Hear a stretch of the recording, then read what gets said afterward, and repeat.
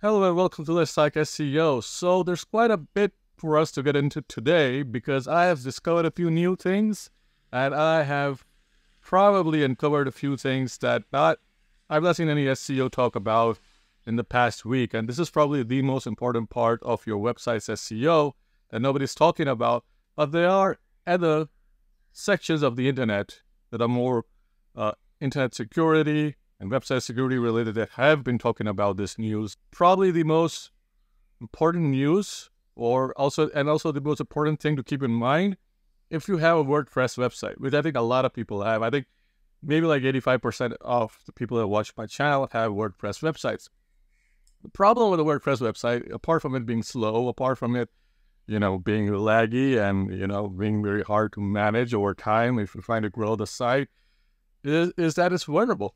The vast majority of plugins are made by third parties. They're not tested. Oftentimes they're not updated as much as they should. And so at the end of the day, what you end up with is maybe like 5 or 6 or 7 plugins if you're really conservative, some of which may not even be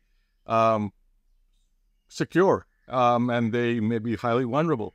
And so the latest news too that came out was that there are now several dozen really serious WordPress vulnerabilities that have resulted in websites being hijacked, websites being taken over, and a lot of these vulnerabilities have just been discovered. Some vulnerabilities were discovered in 2023, but it's only now that more information about them is coming out. I'll go into the vulnerabilities over here, and I'll also talk about my personal experience dealing with these vulnerabilities, because when I provide a website audit, usually I also talk about the vulnerabilities that I find on the website, but obviously I'm not a website security expert, so I can't tell you like 100% as part of my audit, like 100% what's wrong with your website security. For that, you'll need to be proactive, and you'll need to know what you're installing on your WordPress site and the repercussions of installing that on your website, and also making sure that your plugins are updated. And some plugins don't update as fast as the vulnerabilities come out, so that's something to keep in mind. So XSS is the top WordPress vulnerability for 2024, and apparently not many webmasters are patching this, and not many webmasters are aware about this. When I provide an audit report, I usually mention if there's an XSS vulnerability, because it affects your website's SEO in a big way. Now, if you run Screaming Frog on your website, it will provide you with information about if there is an XSS vulnerability on your site. It will provide you with if there's a content vulnerability. Usually, it's called a cross-site scripting vulnerability, and if that's on your site, it will be reported. The problem with Screaming Frog is that it reports it as a low priority, and the reason for that is it's low priority for SEO. But as I found, if you fix that vulnerability with your XSS, that will fix your SEO to a great extent. I had 2 websites, both of which had this XSS vulnerability. And by my personal experience, what I did was I fixed the XSS vulnerability on one website. That was the only changes I made on these 2 websites.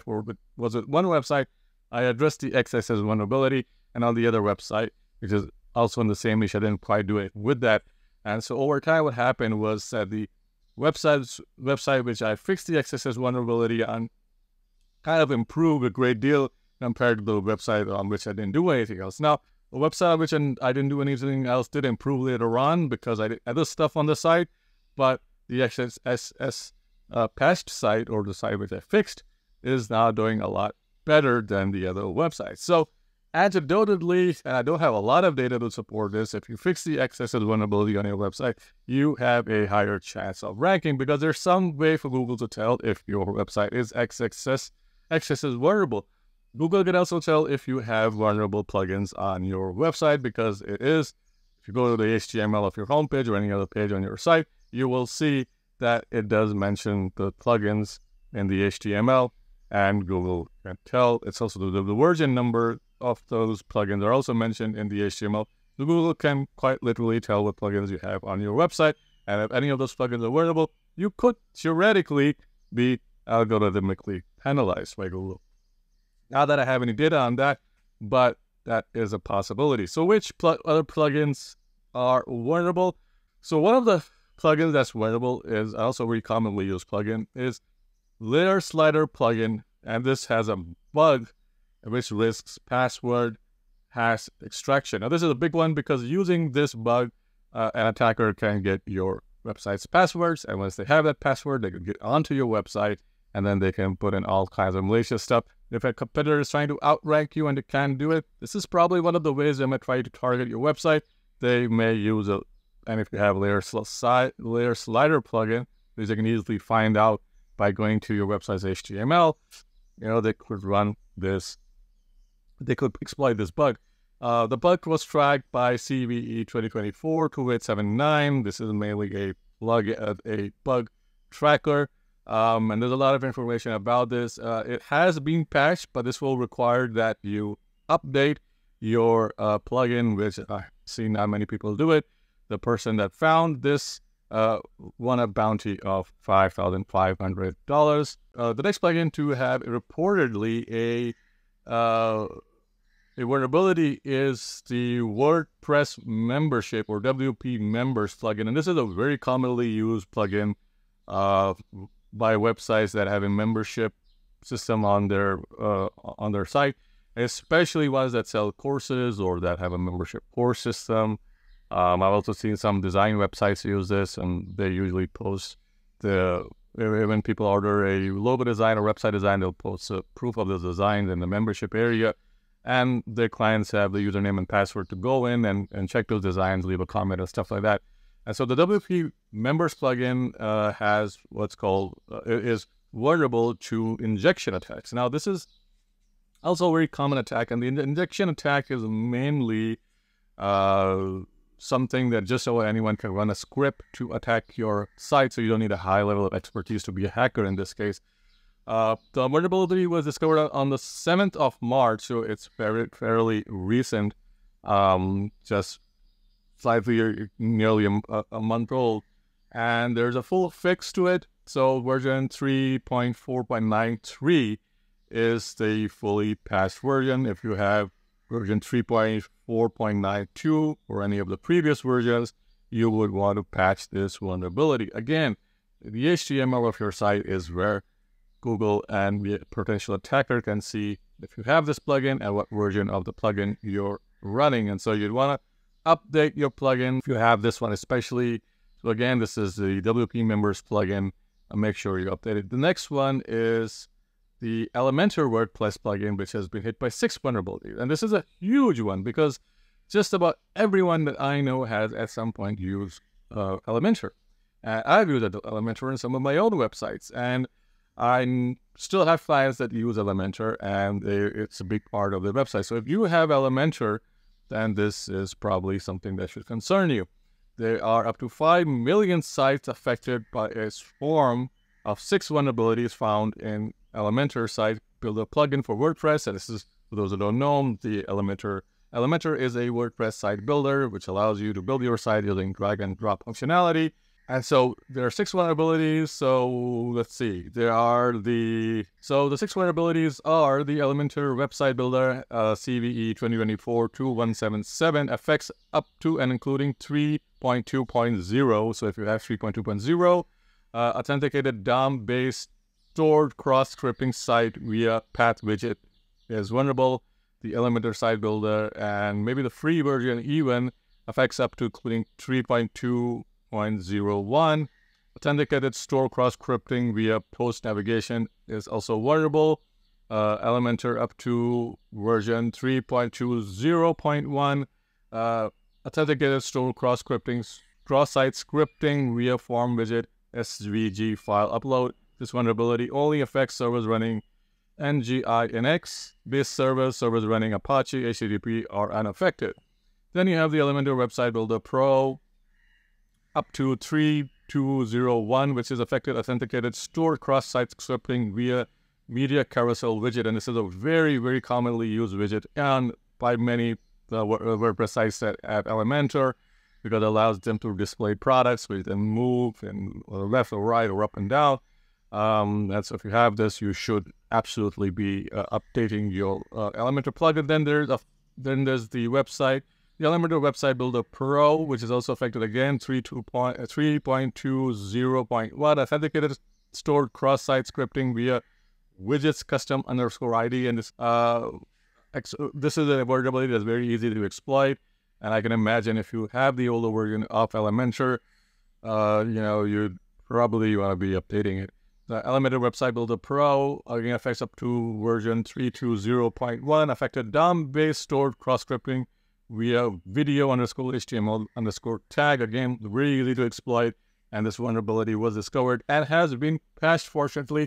So you should be patching or updating your WordPress site. Elementor has said that they, obviously constantly are monitoring this, and they update and patch these vulnerabilities. But the problem with it is that Elementor adds an extra layer of fat to your website, slowing it down, which also makes it more vulnerable because because it's during the slow down process. I mean, if the site is already slow, someone could just do a DDoS attack on your site and further slow it down without much effort. And at that point, will literally just crash your site.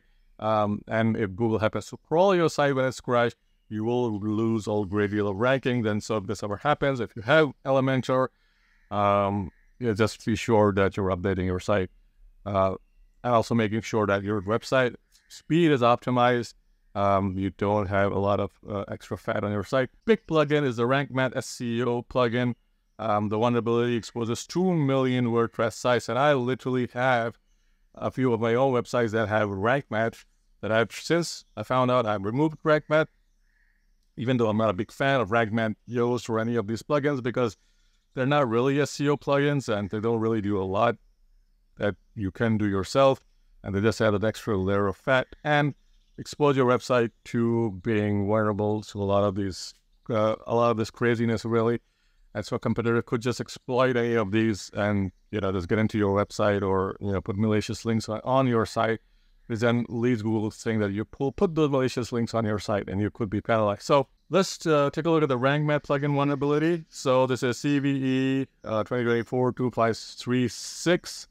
The severity has been rated as medium. It was first published on March 21st, 2024, just a few weeks ago. And according to security researchers from WordPress, the RankMath plugin vulnerability discovered by the researcher has been traced to handling of attributes within the how-to block, prevalent in versions up to and including 1, 0, 2, and 4. The oversight input sanitization and output skipping renders authenticated attackers with contributor level access to higher capable